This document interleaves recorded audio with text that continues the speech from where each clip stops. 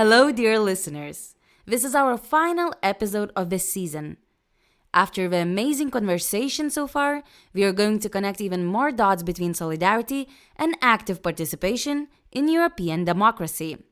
With our guest today, we are talking about solidarity and how it relates to history, justice, and global thinking.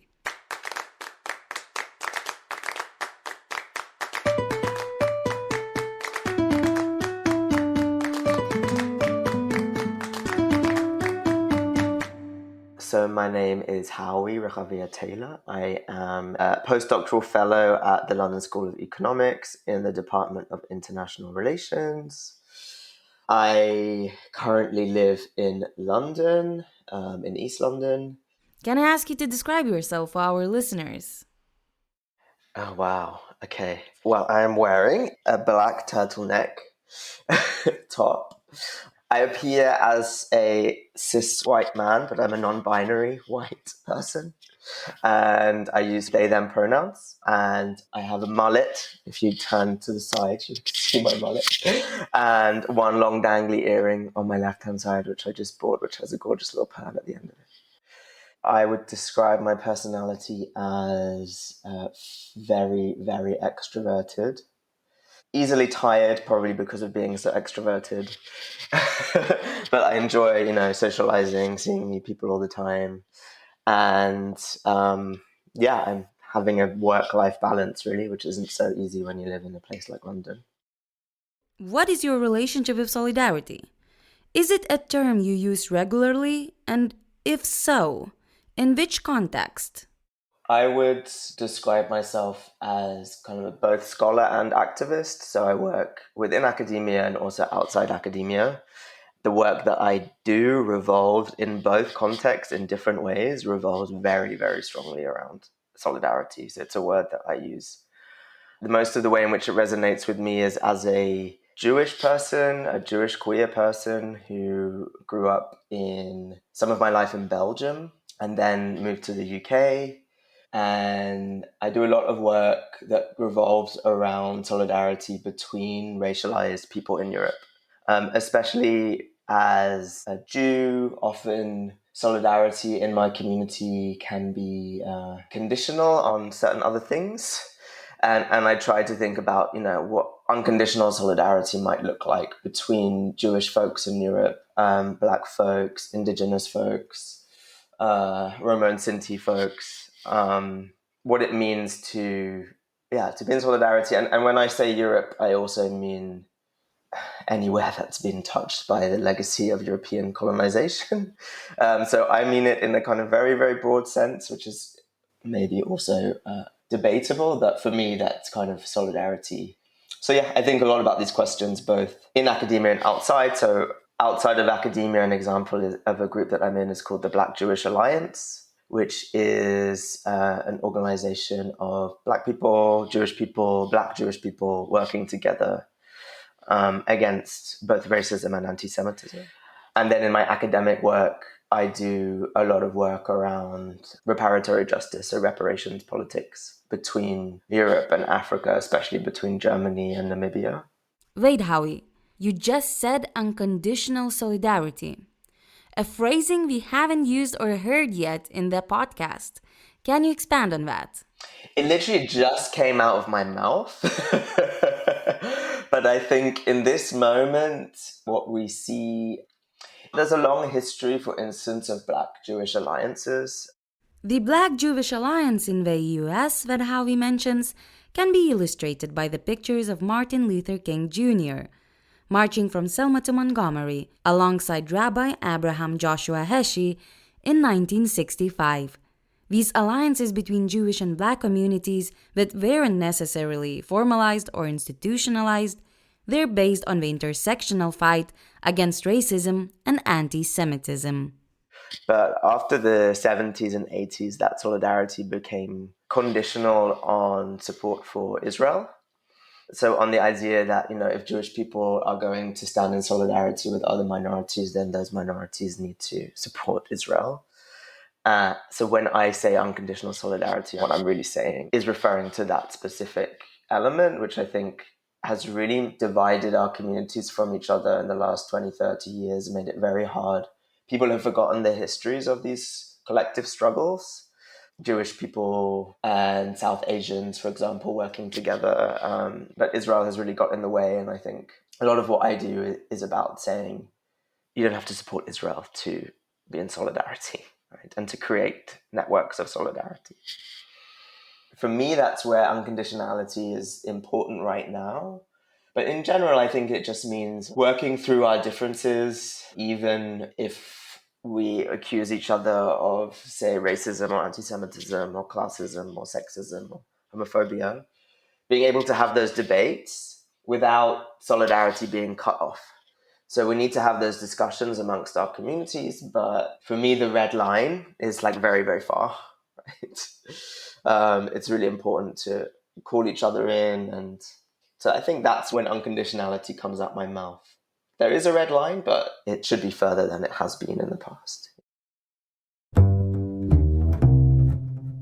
Howie, you're a researcher and an activist. How do you bring these two together? You're asking me at a very interesting time because I just finished my PhD a year ago and I'm doing my postdoc now, which is a 3-year position. And I have to kind of decide what happens next, right? If I'm going to apply for permanent jobs in academia or if I'm not. I probably will stay in it because part of me feels like I don't know what else I would do now. I do partly believe in this idea, I think it was Cedric Robinson who said that, universities are often wealthy institutions. They have resources, they have funding. And those of us who work outside the university can usefully use those resources. So it's not just about being a scholar, it's also about accessing these institutions, right? These are big institutions that can create space for change. And I've seen that in the last year at LSE where I work. There's a lot of interesting things happening. And I think the divide between scholarship and activism is actually starting to break down a little bit. I think my role as a scholar in the last year has just been crazy because I teach a class about genocide. And that's what I was hired to do. That's what I've been doing for the last year, right? So leading this seminar. And both myself and the students, I think, have really benefited from having a space to talk about the news and everything that's going on, even if it's in a university setting. So I think, for me, it's been a crazy year because I've been teaching this class, but it's also been really, really beneficial for both myself and the students to have that space. And I really believe, aside what you think about universities and academia as a profession, I really believe in education. Political education to me, we have to separate that from academic institutions, right? For me personally, the most important thing that I can do both inside and outside of the university. And I also run political education outside of universities. And I love teaching and I love seeing students learn and thinking together. So for me, maybe my role as a scholar is as much about education as it is about research.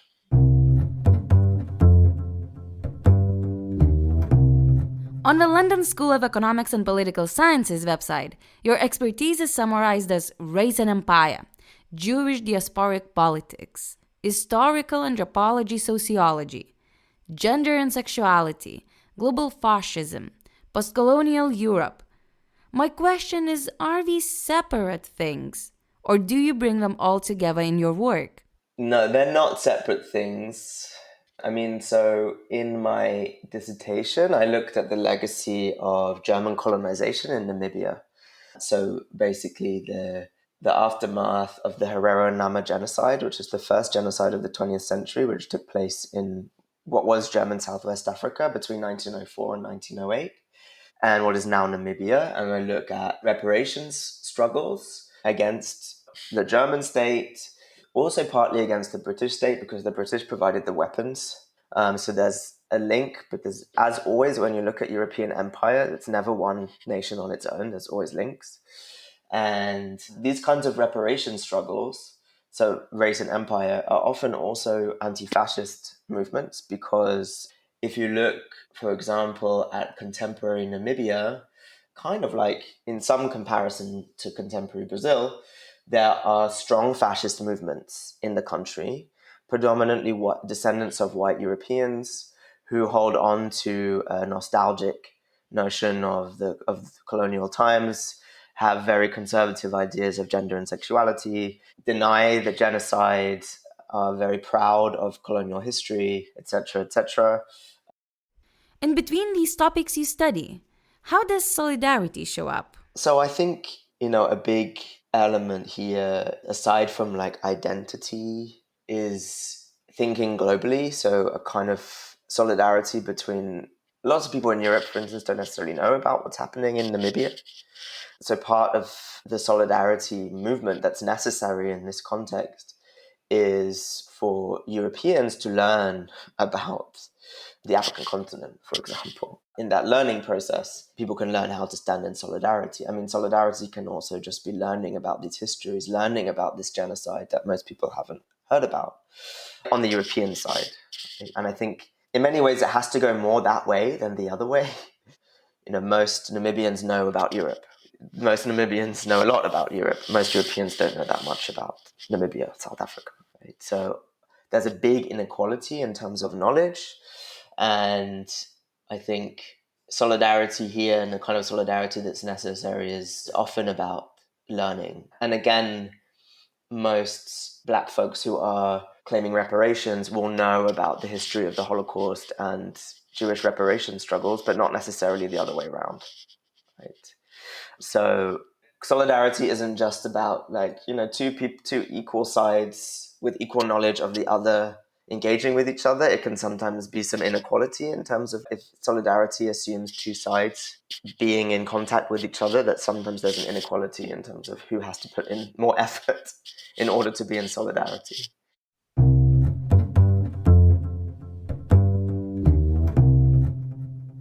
So I'm trying to think through, so there's a connection there between global fascism, whatever global fascism means, which we can talk about if we want to, and the vast growth in the last 10, 20 years of reparations claims, reparation struggles, predominantly from people of African descent, but not only.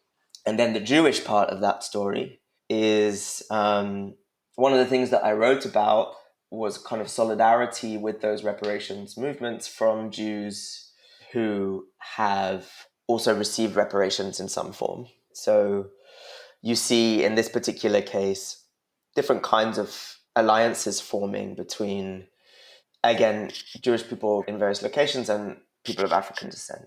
Some of them also Jews, some of them not. So in my PhD, all of these things kind of do get linked up together, even though they seem quite disparate. That resonates with some previous episodes of this podcast. We heard from guests like Oana Nestian Sandu that to show and build solidarity, one has to understand the context of the other and listen to the other's needs. If you haven't heard that episode from season 1, I highly recommend it. Howie, I was wondering if you think this kind of global thinking for solidarity answers to the global fascism you mentioned earlier.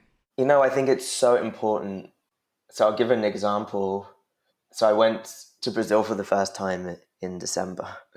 So we went to Florianopolis, which is in the south, and in Santa Catarina, which is, people had told me that there was some fascist history there, but in my mind, I was like, okay, people are using the term fascism, but it probably looks completely different to what I know, right? In Europe, it's probably like some completely different thing. And as someone who studies predominantly German fascism, but not only, I was shocked and surprised to see that there is a strong history of Nazism, like in parts of that region, and integralism, which is a Brazilian fascist movement, which relates also to Italian fascism, which has an impact on Bolsonaro's movement. And for me, these connections were new. Probably for people we spoke to who live in the region would say like, oh, well, obviously we know that Germans and Italians brought with them some of these ideologies.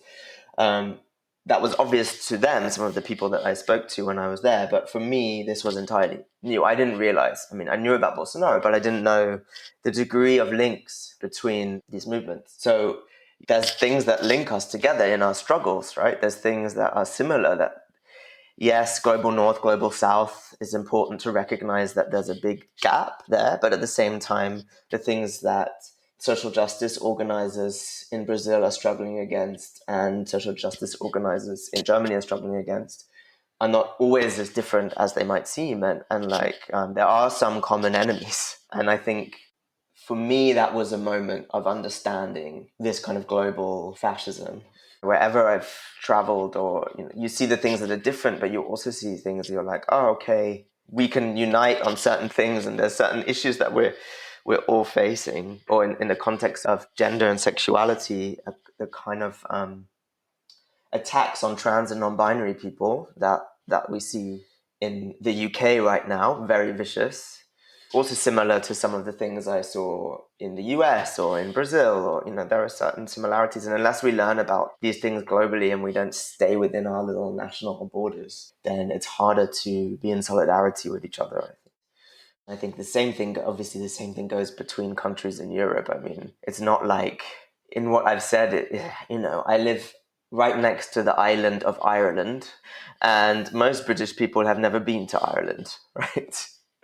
So when I say global, I also mean between European countries. Most British people don't speak a language other than English. So, also most Western Europeans have never been to Eastern Europe, or they've never been to Bosnia. They've never crossed the Iron Curtain, in inverted commas, like even in 2024, right? So it's really not like a Europe versus the rest of the world thing. And history-wise, I'm very in favor of learning about history. Again, I think partly because every country tells a national history that's false, so in its own way. So whether the German example of not talking about the Herero-Nama genocide, or in the UK, for example, I never even heard anything about Ireland, which is the country right next door, in my entire education system. You have to educate yourself. Right. How would you say justice relates to solidarity, and what does it mean in a European context? I mean, the only thing that comes to mind for me is to break down what justice is. I mean, I should probably also break down what solidarity is. But, when I teach about justice in my classes, I teach about the difference between retributive justice and restorative justice. I mean, there's all kinds of justice: economic justice, social justice, gender justice, racial justice. The basic difference between retributive justice and restorative justice is that retributive justice is criminal justice, so it focuses on the criminal justice system. So if there is something that you're trying to change, then you might focus on the importance of punishing offenders, using the prison system, using legal pathways. An example now would be the ICC's arrest warrant for Benjamin Netanyahu and the Hamas leaders. And restorative justice, which is where reparations comes in, is a form of justice which is supposed to be more victim-centered. So it's less about punishment, and it's more about what's called rehabilitation or restoration. And there's lots of problems with both kinds of justice and lots of good things about both kinds of justice. For me, in the work that I do, and I think in the kind of solidarity that I'm involved in, there's a lot of focus on restorative justice. So not really involving the criminal justice system in imagining the futures, imagining what kind of future is possible, where victims of historical injustices and contemporary injustices can live more freely without necessarily massively punishing those who, to use the human rights language, were the perpetrators of a crime or something like that. But again, these are big debates in social justice movements, solidarity movements everywhere, especially in places like the US. If you look at something like Black Lives Matter, and its relationship to the criminal justice system and mass incarceration, and to what degree you want to involve the criminal justice system in your activism and in your solidarity. And these are all questions that I think about a lot, and the groups that I organize with.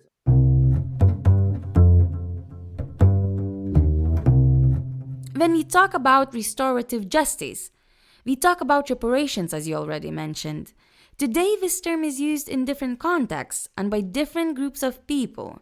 Do you think reparations can be a path towards overcoming historical inequities and imagining different futures? Like 100 books written on this question. So I think firstly, you're right that the term gets used a lot, and we see people claiming reparations from many different quarters. Right? So if you see Poland claiming reparations from Germany, you see Greece claiming reparations from Germany, you see Russia basically claiming reparations from Ukraine. It's used a lot in very different contexts. Right? And it's, at this moment, we're seeing it like all over the news in so many different contexts.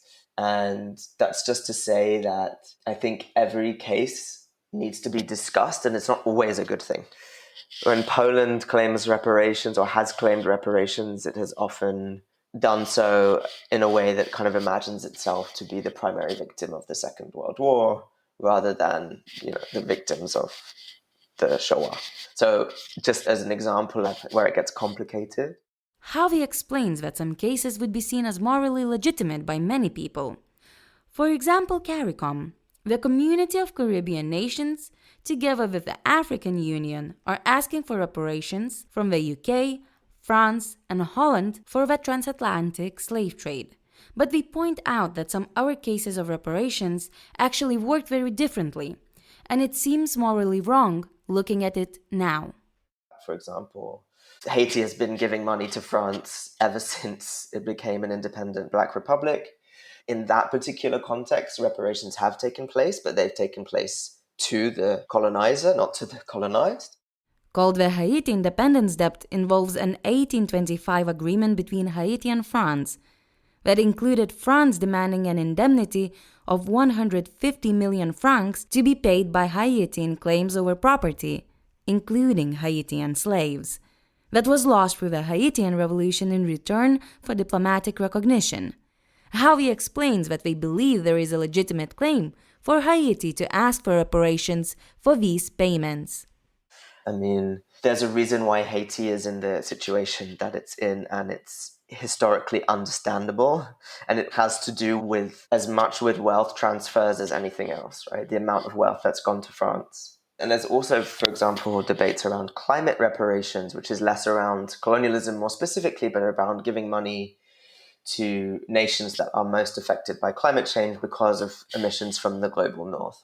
So there's lots of different ways in which you can look at it. But the point I want to get to is that I think they have a lot of potential, but I don't think that every way of implementing a reparations program is necessarily a good way of doing it. So there's a big difference between reparations to individual bank accounts than reparations to community organizations, or reparations not as financial compensation, but reparations as, for instance, education initiatives. Howie suggests that when looking at the different reparations programs being discussed, we should always ask about the specific context and check what reasons there are for the reparations, who would be the beneficiaries, and how the process would work. So I think they have a lot of potential for creating better futures. They also could create other kinds of problems. Right? I wouldn't say that I think this is like the thing that could completely change the world, but I also wouldn't say that it's impossible. And I think in cases like, there's certain cases where it's so obvious, like Haiti. It's like there's so much money that the French should just give back, like immediately. I don't know why this is not a discussion. And then there's maybe other cases where it feels a little more complicated. Lots of food for thought. To close the episode, I'm thinking back to what you shared about the conversations you have had in class with your students. It's so important to have these spaces to discuss and process what is happening in the world. I wanted to ask you, how do you think we can create more of these spaces for young people to take hold of the world we live in? I mean, the thing is that, where I teach professionally, people are paying a lot of money to study, right? British universities, it's extremely expensive. So this isn't the space for most young people to learn because most of them can't afford it. So I don't have the answer to this question. I'd be interested to think about what it means to imagine those spaces beyond the university. But all I know is that in London, what I've tried to do is to teach a couple of my seminars at what I will describe as a local community center.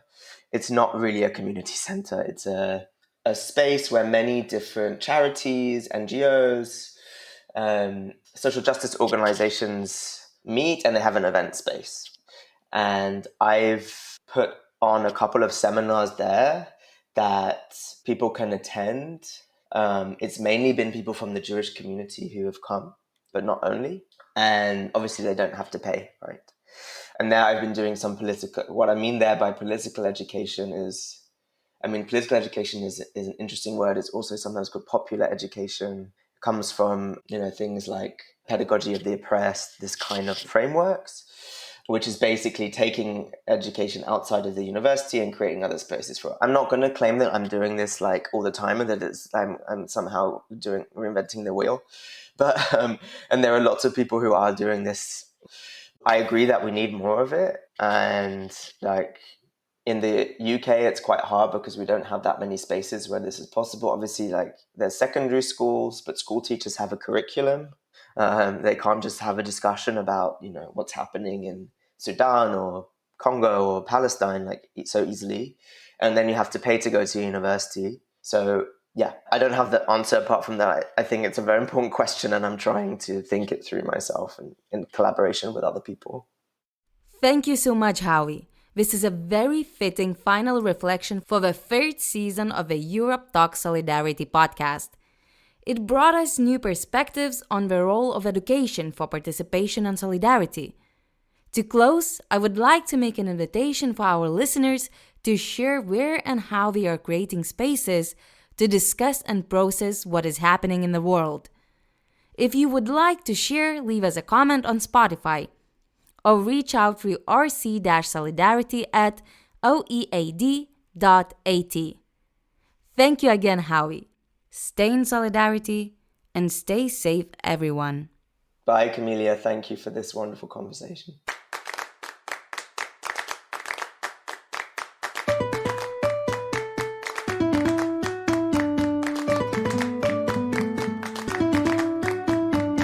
This is a podcast of SALTO European Solidarity Course Resource Center, produced by Instituto NOW.